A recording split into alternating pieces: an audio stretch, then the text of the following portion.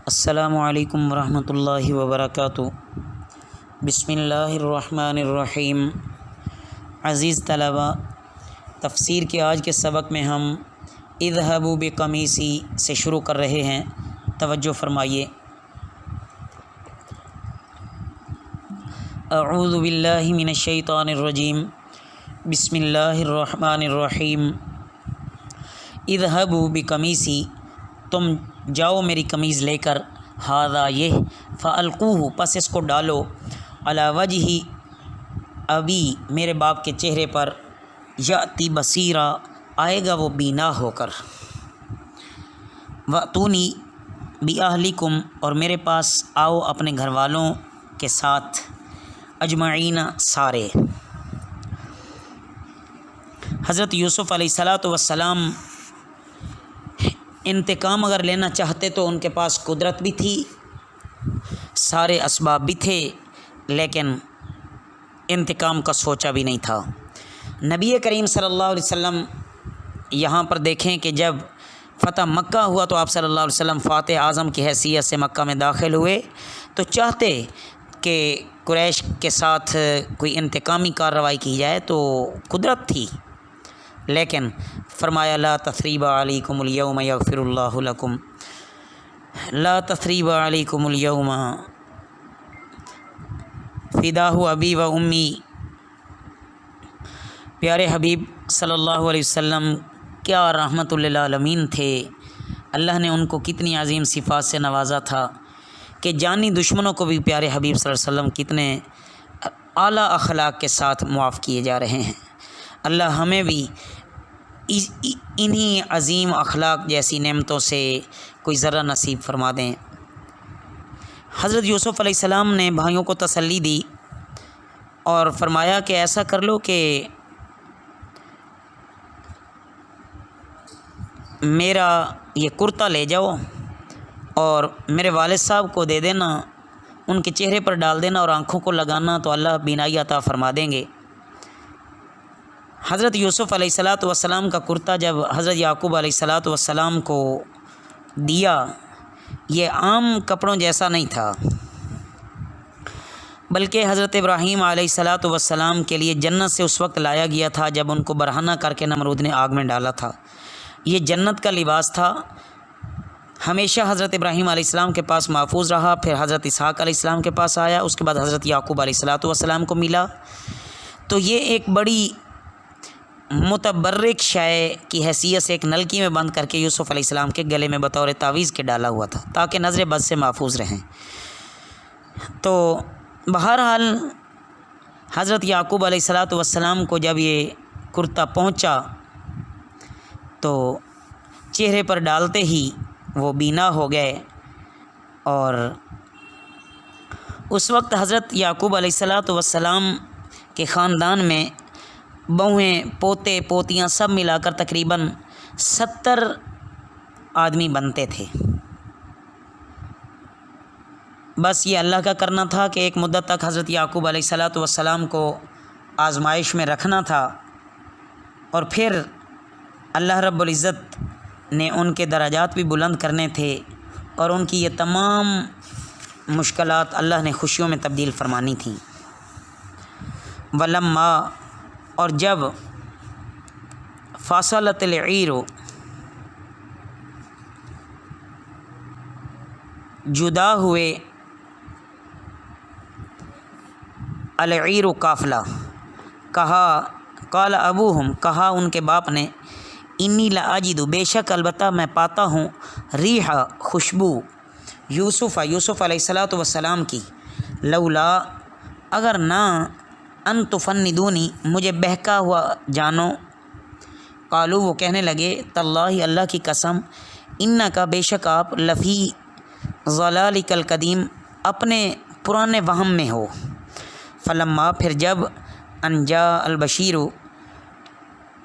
کہ آیا خوشخبری دینے والا، القاہ، اس نے وہ ڈالا، علی وجہ، اس کے منہ پر، فرتدا، تو لوٹ کر ہو گیا، بصیرن، دیکھنے والا۔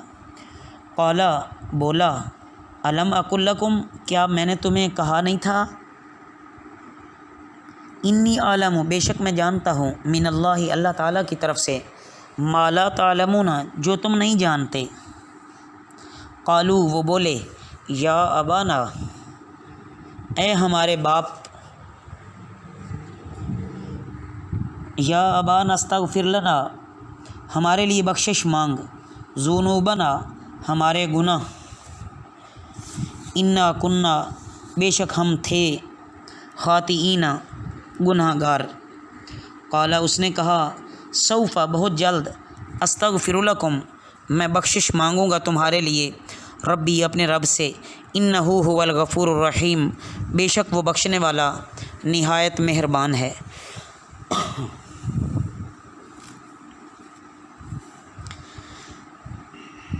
حضرت یعقوب علیہ السلام نے ابھی یہاں سے مصر سے قافلہ چلا ہی تھا کہ حضرت یوسف علیہ السلام کی خوشبو ان کو محسوس ہوئی، اور اپنے بیٹوں سے اور جو ان کے پاس اس وقت تھے ان سے کہا کہ اگر آپ مجھے یہ نہ کہو، یعنی بیٹے تو مصر سے چلے نا، تو اپنے پوتے وغیرہ اور گھر والے جو تھے ان سے یہ فرمایا کہ اگر تم یہ نہ کہو کہ یہ بڑھاپے میں ان کی عقل ماری گئی ہے، تو میں یقین کے ساتھ کہتا ہوں کہ مجھ کو یوسف علیہ السلام کی خوشبو محسوس ہو رہی ہے۔ حالانکہ کسی کے وہم و گمان میں بھی نہیں تھا کہ اتنا عرصہ گزر جانے کے بعد بھی یوسف علیہ السلام کا نام و نشان بھی باقی رہا ہوگا۔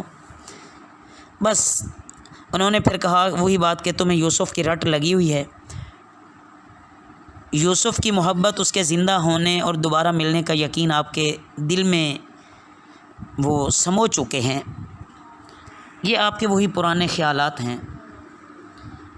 حضرت یعقوب علیہ السلام خاموش ہو گئے جب بیٹے خیریت سے پہنچے، اور وہ کرتا حضرت یعقوب علیہ السلام کی آنکھوں پر ڈالا گیا تو قمیض کے منہ پر ڈالتے ہی حضرت یعقوب علیہ السلام کی آنکھوں کی بینائی بحال ہو گئی۔ اللہ کا شکر ادا کیا، بیٹوں کو یاد دلایا کہ اللہ کی مہربانی سے کام اس طرح سر انجام پایا کرتے ہیں۔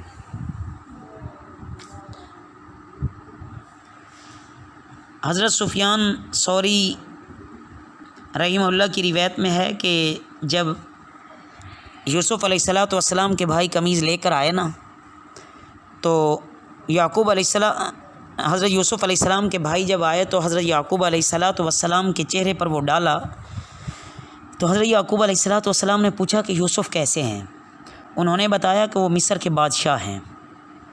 حضرت یعقوب علیہ السلام نے فرمایا کہ میں نے نہیں پوچھا کہ وہ بادشاہ ہیں یا فقیر، میں نے یہ پوچھا ہے کہ ان کو کس دین پر پایا؟ انہوں نے کہا دین اسلام پر۔ حضرت یعقوب علیہ السلام نے فرمایا کہ اب نعمت پوری ہو گئی۔ بیٹوں نے حضرت یعقوب علیہ السلام سے معذرت کی اور ان سے کہا کہ ہم سے گناہ ہوئے، آپ ہمارے لیے اللہ سے معافی مانگیں، ہمیں اللہ معاف کر دیں، ہمارے گناہوں کی مغفرت کے لیے آپ دعا فرما دیں۔ حضرت یعقوب علیہ السلام نے فرمایا کہ ان قریب میں اپنے رب سے تمہارے لیے مغفرت کی دعا کروں گا، بے شک وہ بخشنے والے بڑے مہربان ہیں۔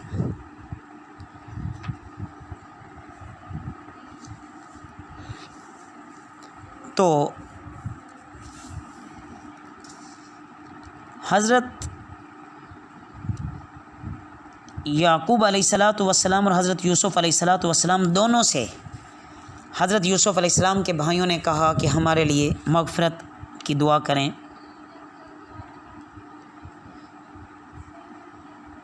یہاں جو یہ واضح ایک قانون بیان کیا جا رہا ہے کہ جب حضرت یعقوب علیہ السلام کے ان بیٹوں نے اپنے بھائی سے بھی اور والد سے معافی مانگی، تو اس سے معلوم ہوا کہ جس شخص کے ہاتھ یا زبان سے کسی کو تکلیف پہنچی ہو یا اس کو کوئی حق اس کے ذمے رہا ہو، تو اس پر لازم ہے کہ فوراً اس حق کو ادا کرے یا اسے معاف کرائے۔ اللہ رب العزت ہمیں بھی اس کی صحیح سمجھ عطا فرمائیں اور ہمیں حقوق العباد کا صحیح خیال رکھنے والا بنائیں۔ وما علینا الا البلاغ المبین۔